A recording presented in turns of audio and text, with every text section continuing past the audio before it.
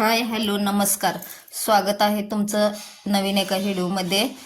चॅनेलला सबस्क्राईब करा.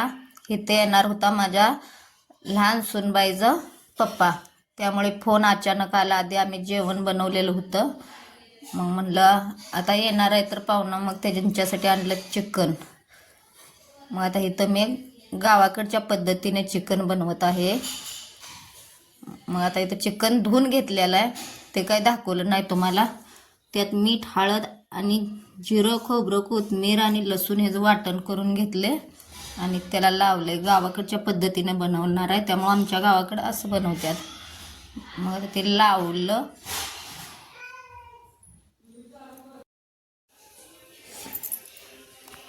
मग आता इथं पातेल ठेवणार आहे आणि पातेला तेल ओतणार आहे.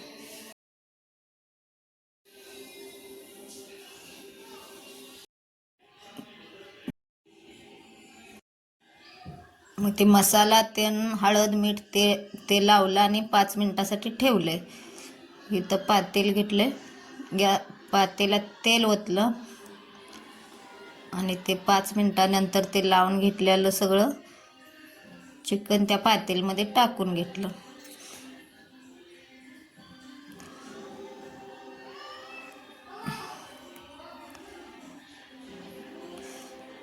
आता हे चिकन टाकून त्याला चांगला हलवून घ्यायचं आपण.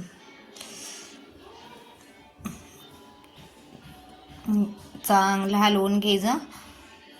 मग इथं मी हलवून घेतलं चांगलं, कारण सुक्क पातळ करायचं नव्हतं, एकत्र रस्सा गावाकडच्या पद्धतीने करायचा, त्यामुळं मी ते चांगलं त्याला हलवून घेतले. इकडं आम्ही सुक्क पातळ करतोय, पण ते गावाकडचं पाहुणा होता त्यामुळे त्याला एकत्र केलता. भाकरी केलत्या ना, भाकरी संग कुस्करून खायसाठी एकत्र करायचं होतं सगळं. मग ते हलवून सगळं वर ताट ठेवायचं आणि त्या ताटावर गरम पाणी ठेवायचं. ताट ठेवून त्या ताटात पाणी ओतायचं आणि ते पाणी गरम होस तर ते तेलात शिजू द्यायचं. 20 मिनटं शिजू द्यायचं. 10 मिनटं ते 20 मिनटं तेलात शिजते. चांगलं तेलात शिजलं का नाही मग रस्सा चांगला होतो. मग ते तेलात शिजलं का ते ताटातलं पाणी त्यात ओतायचं. मग ते पाणी ओतून घेतलं आणि हलवलं मी. हे असं हलवायचं. एकत्र करायचं असल्यावर हे असं करतोय आम्ही.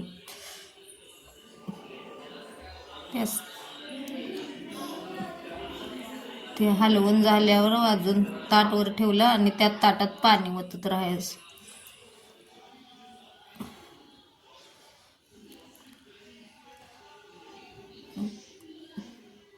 ते पण पाणी गरम झाल्यावर असं गरम करून पाणी त्यात ओतत राहायचं.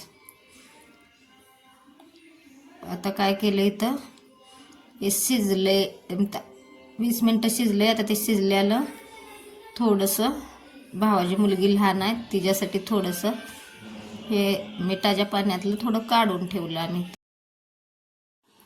इथं मग थोडं त्या भावाच्या मुलीसाठी मिठातलं काढून घेतलंय आणि गरम पाणी आपल्याला जेवढा पाहिजे तेवढा रस्सा त्यात ओतायचं. पाणी गरम करून ओतायचं. ते पाणी हलवून घ्यायचं. मग त्यात आता आम्ही इथं आता आम्ही गावाकडची चटणी, ती गावाकडे केलेली लाल तिखट आहे, ते आता त्या पातेल्यात टाकले आणि दुसरा कुठलाही मसाला वापरला नाही, कारण ते घरी बनवलेलं घरगुती तिखट आहे.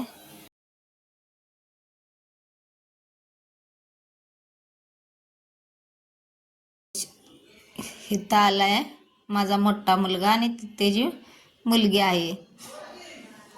तिला खाली सोडलं का ती रडालते आणि ते सांगालता की जा इकडं, आजीकडं जा म्हणून सांगायला. मग ते 10 मिनटं शिजू दिलं ना, ते पाणी गरम घेतले पाणी आणि त्यात थोडंसं ज्वारीचं पीठ घालायचं आणि ते ओतायचं, म्हणजे रस्सा असा एकदम मिळून येतोय. आणि मग ते हलवायचा. पीठ घातलं का ते अजून 5 मिनटं कमी गॅसवर शिजू द्यायचं. ते चांगलं 5 मिनटात शिजल्यानंतर हे दाखवले भावाच्या मुलीसाठी ठेवलेलं. 5 मिनटं शिजलाय. आता गॅस बंद केलाय. बघा हे असा झालाय आपला गावाकडच्या पद्धतीने चिकन रस्सा. मग आता पाहुणं जाणार होतं त्यामुळं त्यांना लवकरच मी जेवायला वाढलं. आता इथं चिकनचा रस्सा गावाकडच्या पद्धतीने आणि ज्वारीची भाकरी वाढते बघा. यास आमच्या गावाकडच्या पद्धतीने चिकनचा रस्सा करतात. मग इथं त्या सुनबाईच्या पप्पावर आणि एक पाहुणा आलेला, ते दोघं आणि माझं मिस्टर इथं तिघंजण जेवायला बसल्यात. आता मी त्यांना जेवायला वाढाले. कसा वाटतोय आमचा चिकनचा रस्सा गावाकडच्या पद्धतीने, आणि आवडला तर बघा, तुम्ही पण करून बघा एकत्र. असा छान लागतो या गावात. आणि भाकरीवर कुस्कारून खातात आमच्या गावाकडची सगळे, त्यामुळं आम्ही एकत्र भाकरी असली का आम्ही एकत्र रस्सा करतो असा, आणि असं खायला पण मस्त वाटतोय.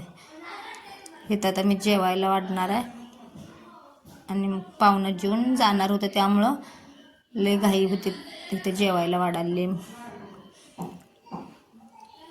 व्हिडिओला लाईक करा, आपल्या आवडलं तर लाईक करा, कारण चॅनेल नवीन आहे आणि एवढं मला व्हॉइस द्यायला पण येत नाही, त्यामुळं मी जसं जमते तसं बोलतोय. हे बघा चिकनचा रस्सा गावाकडच्या पद्धतीने आणि ज्वारीची भाकरी. आता इथं पाहुणं जेवायला बसल्यात.